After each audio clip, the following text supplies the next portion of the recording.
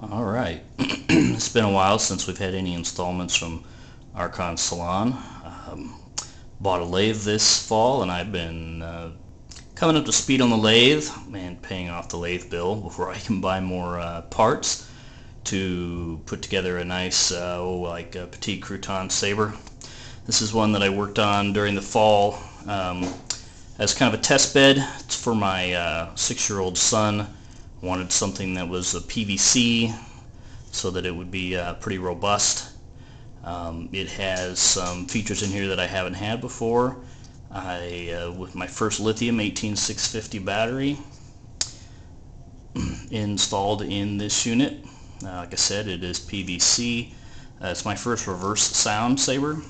We have sound holes up here and no sound holes in the back. The speaker is mounted back here and fires this way only.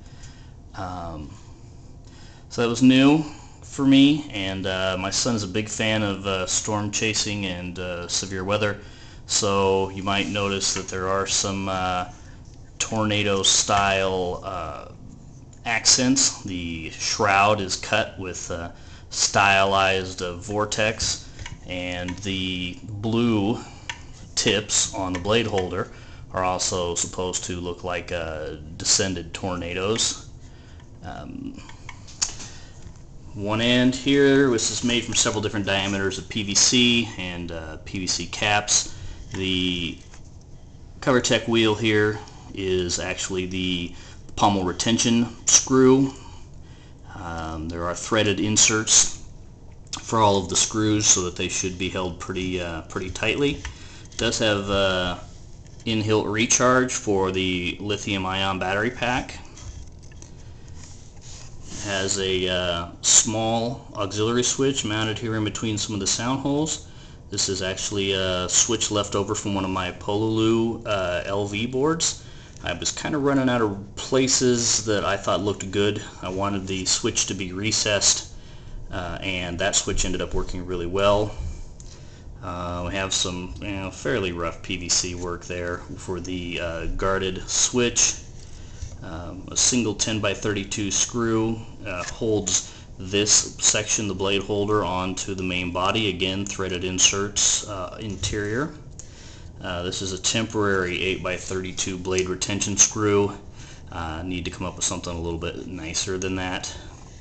And then the blade holder, the blade obviously sits back to about here.